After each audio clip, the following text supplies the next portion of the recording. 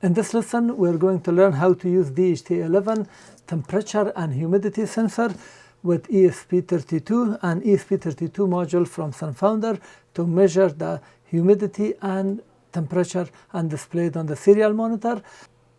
And we are going to display the temperature and humidity on the LCD screen. It's increasing. And as you can see, when it is above 30 degrees, it starts buzzing. ESP32 starter kit from SunFounder. This is the best ESP32 learning kit from SunFounder. It has this ESP32 microcontroller which has built-in Wi-Fi and Bluetooth. This board can do everything Arduino Uno can do or many other Arduinos can do, plus extra more features. Because we have Wi-Fi and Bluetooth, the possibilities are endless. You can get connected to the cloud or do the control or read information or values via your mobile device or your desktop or over the cloud from a far location.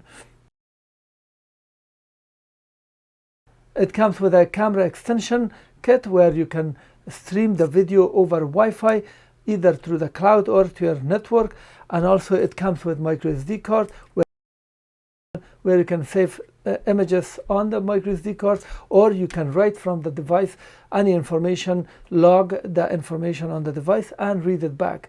You can power the board using this included 18650 lithium battery, and it has built-in charger where you can connect micro USB and charge the battery.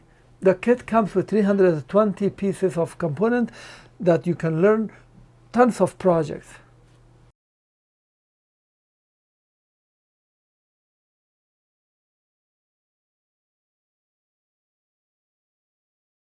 Come to this page, docs.sunfounder.com, scroll down until you see ESP32, then click on ESP32 Starter Kit Main. On the left side, click on Arduino User. On this page, scroll down, 513, Temperature Humidity. This is the documentation page for today's lesson, and it talks about DHT11, which we will use for temperature and humidity sensing. We will need our ESP32 board. We need ESP32 camera extension. This is optional, but you can use it to make it easy. And then we need a breadboard, jumper wires, and then DHT11 humidity sensor. And these are the pins that is suggested to be used. This wiring, but we are going to connect it to pin 14, the data pin. I'm going to show you the wiring. I'm going to show you. Here is the code. We are going to install a library, and the code will be explained fully when I explain the code. And here is some explanation as how it works. And we have a second code that we will display the temperature on the LCD, and I'm going to explain it separately. I'm also going to show you how to turn on a buzzer when a temperature reaches a certain value, above certain value, or equal certain value. And if I click on this, this is a page for this DHT11 sensor. We are going to use only the 3 pins. The pins are here mentioned. Pin 1 is VCC, pin 2 is data, pin 3 is not connected, and then pin 4, this is the ground pin. And for humidity measurement, it can measure from 20 to 90% relative humidity. Temperature can be measured from 0 to 60 degrees. Remember, there is nothing about negative, so we cannot measure it. And here is a data sheet. If I click on this data sheet that is provided here, so the resolution for temperature and humidity is 1, so you cannot get half a degree Celsius or anything. Here it has been mentioned from 0 to 50, which means there are some discrepancies. And the resolution for relative humidity is, so the resolution for relative humidity is 1%. The resolution for temperature is 1 degree Celsius, and here is some long-term stability. Every year we will have plus minus 1% relative humidity drift, so it will have some drift. This wiring, it shows that from the data pin we should have a pull-up resistor to the 5 volts, and this has been labeled as 5 kilo ohm, and here it says if the length of this wire is shorter than 20 meters, then 5 kilo ohm resistor is needed. We are going to use 10 kilo ohm, it will work fine. And the power supply is 3.3 to 5.5 volts, so we are going to connect it to 3.3 volts.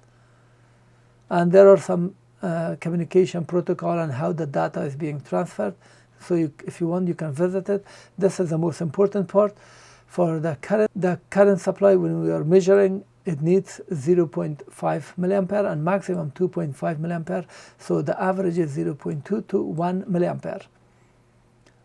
And sampling period is 1 second. So you cannot read the temperature faster than 1 second per measurement.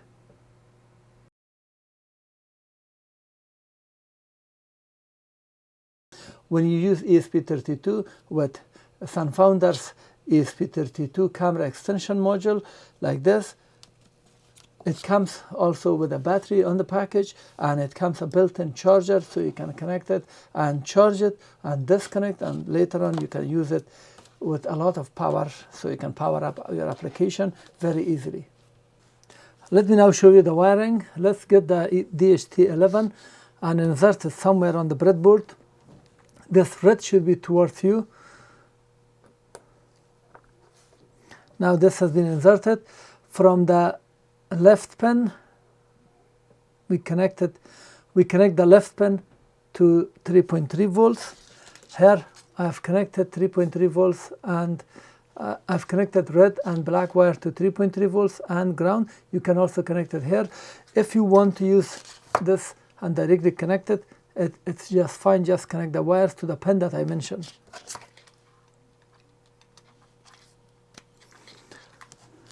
So red is connected to the left pin, black is connected to the fourth pin, and from pin here, according to this, from pin 14, get a wire and connect it to pin 2. This is pin 14, and you can use it also in here, and connect it to pin 2. Pin 3 is empty.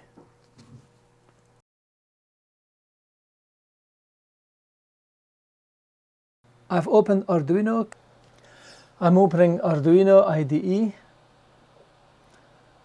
Let's open our project by clicking on File, Open. On the left side, click on Downloads.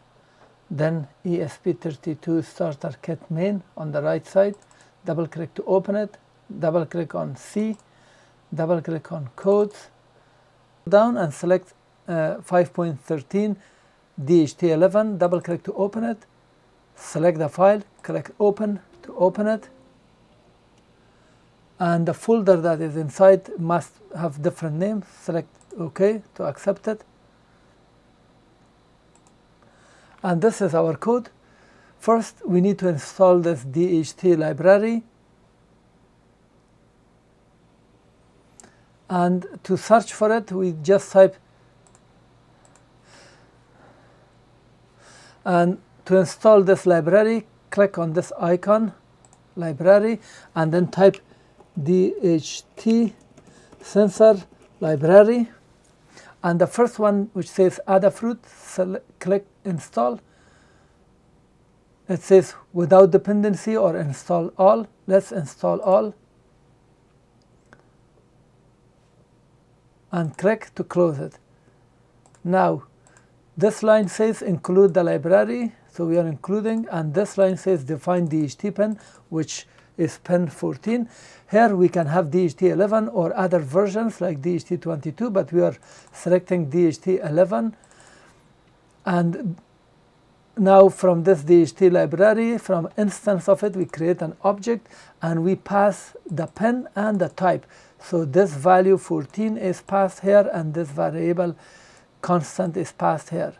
So we are passing them, and inside the setup, which runs only these 3 lines only once, we are defining the serial monitor with 115,200, and this is just printing this text on the screen, and this is initializing the library DHT.begin. This is the object that we created. This could be Robojax or SunFounder, doesn't matter. So select that and .begin with initialize it. And now inside the loop, we have a 2 seconds delay because we need at least 1 second. They have added 1 extra second. And to read the temperature, humidity, we type the object name DHT.readHumidity. So this line is reading the humidity and is storing it in this variable of type float. And this read digital temperature from DHT, and this will be in Celsius, and the value will be stored in here. And this line is checking if the line and the wiring is correct, and temperature is not working or humidity is not working, then we print this on the screen and it stays return, which means this will just continue like that and we will not see anything else. And these 4 lines, these lines will print. This is printing text, serial.print on the serial monitor because it has double quotation, and then we print the actual humidity with a % at the end.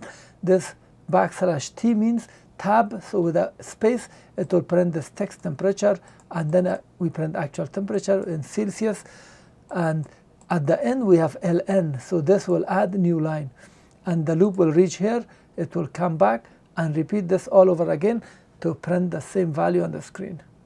Now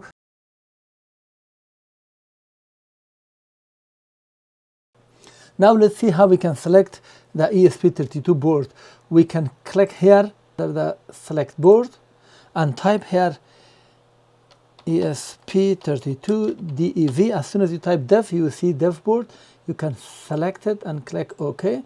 So the board has been selected. Now we have to select the port. The other way to select the board is click on Tools, Board, ESP32, and select the ESP32 dev module. Now we have to select the port. If I click here, it shows 2 ports, and I don't know which one belongs to my device. Sometimes you will not see the number properly.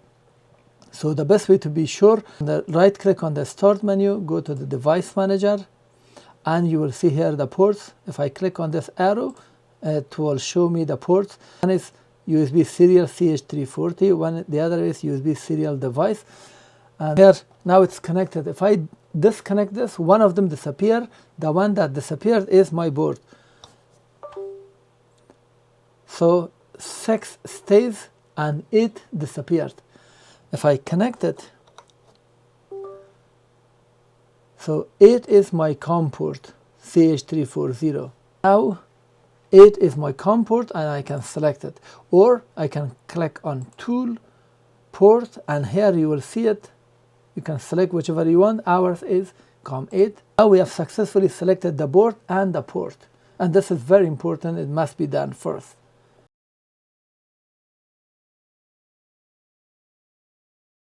Now let's click to upload the code to the board.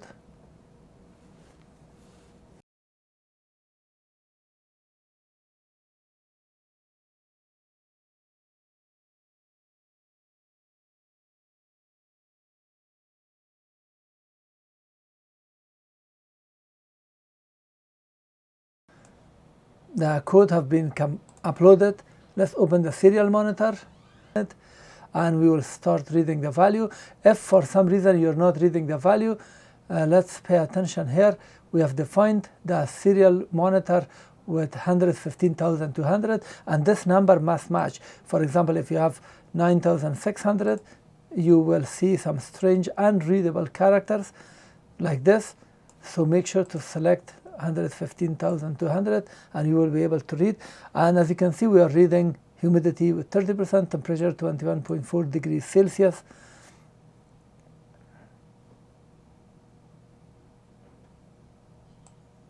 We could put actual symbol here. Let's get the symbol from the internet. Let's see degree symbol, and here this is the symbol. This is the symbol. Copy, come here and paste it, so we have the symbol actually without any space. It should be just close to it. Let's just try it again. And here we are reading actually Celsius with that value.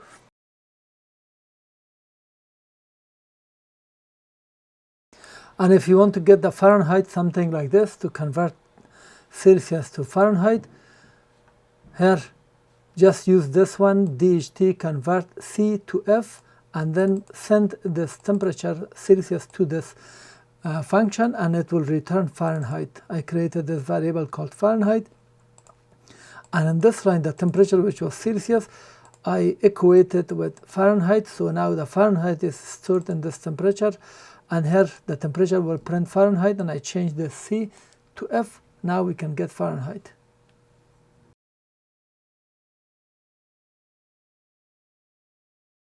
Let me show you the LCD wiring. Here is the lesson from the LCD. We connect, if I hold it from the top one is connected to the ground.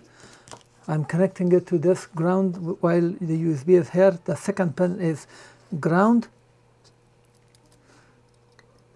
And then VCC is connected to this gray is VCC. This will be connected to 5 volts.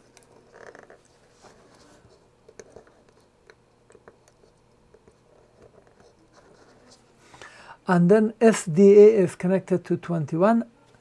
So SDA is my pink pin to pin 21.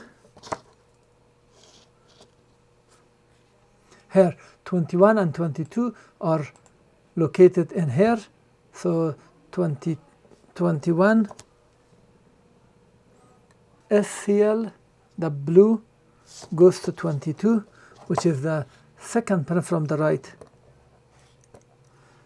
And the wiring is now completed with the LCD.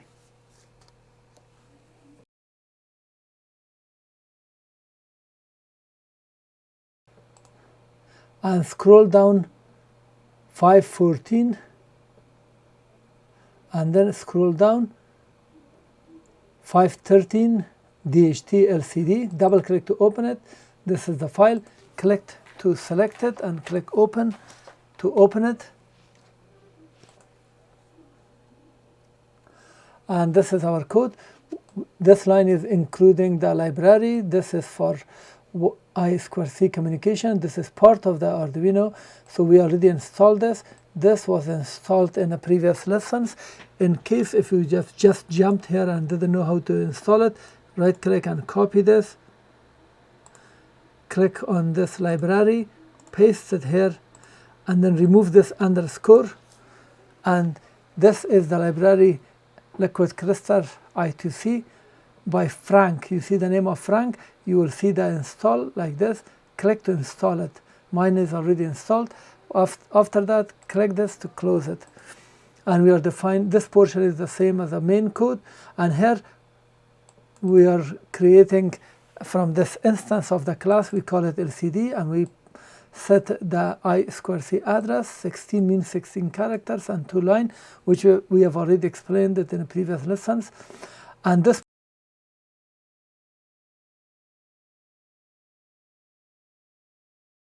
portion is for LCD. We are initializing the LCD, and then we are setting the backlight and clearing the screen using this LCD init, LCD backlight, and LCD clear.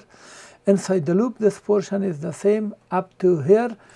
After that, we are setting using LCD cursor at character 0, line 0, and we print this text temp, and then we set the LCD print. We print the temperature after this text, and then we print the degree symbol here, and then we print the letter C. So this was for the first line, and for the second line, we set it to character 0, line 1, so this goes to the next line, and we print humi, which refers to humidity, and we print the humidity on the screen, and then we print the %, and the loop will continue, repeat all these tasks over again.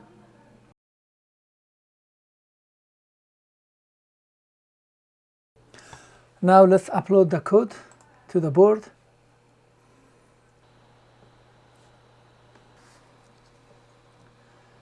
And here, once the code is uploaded, you will see the temperature with degrees Celsius and humidity 30.6% at the moment in this room. If I blow to this, let's see if the temperature and humidity changes.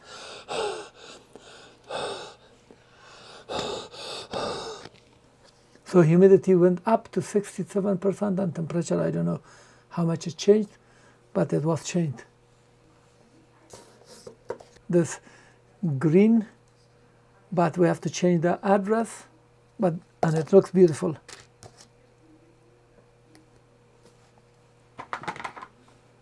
.3f and upload the code, whatever is the address.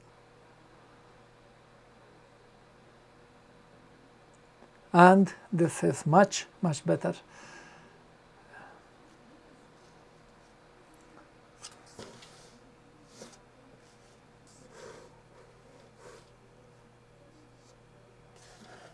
You can power up your project with a lithium battery that comes with the ESP32 learning kit from SunFounder.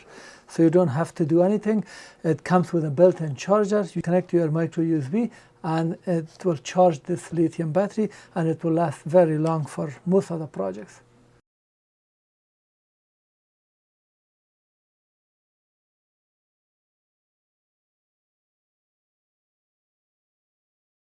And here, if you want to know the amount of current from ESP32, this is a data sheet for ESP32.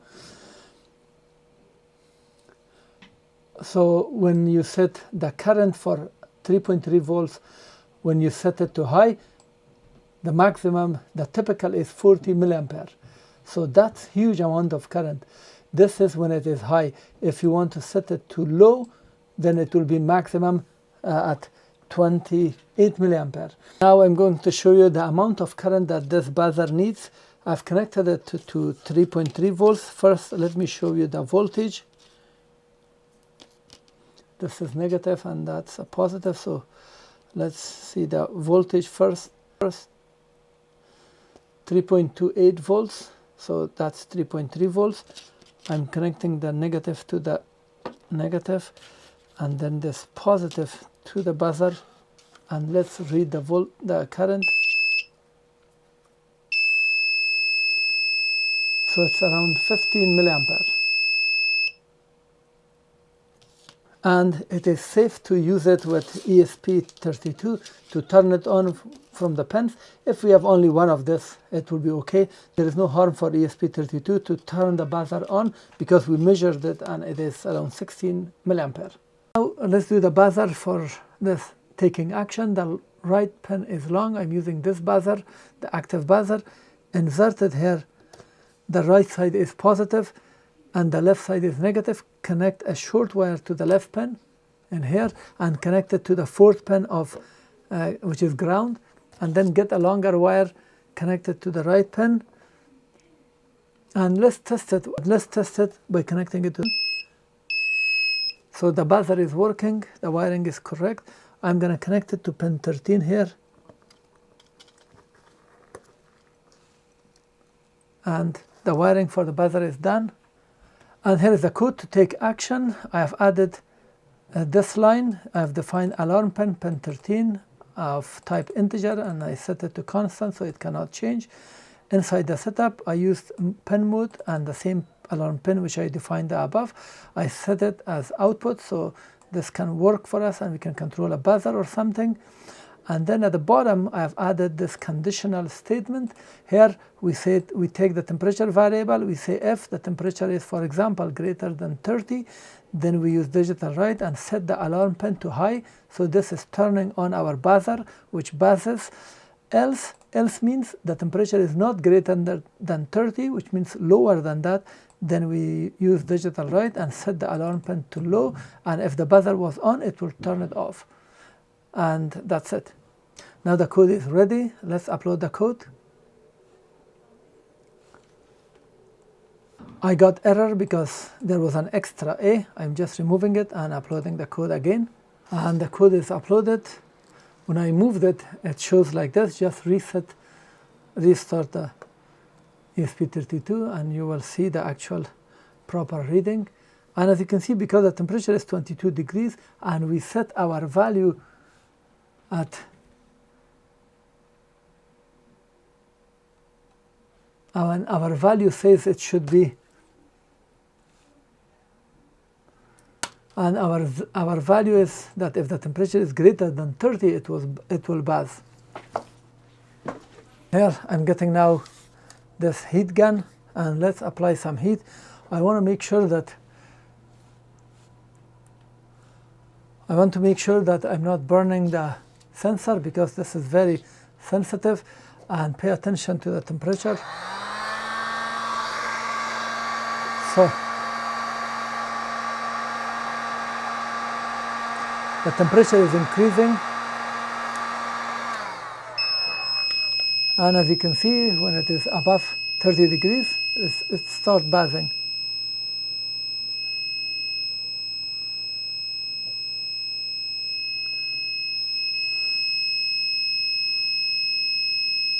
Of course, you can do it like if it's less than, you can do it like less than 25. If something is cooled down, you can turn on something. It's up to you, whatever you want to do with this.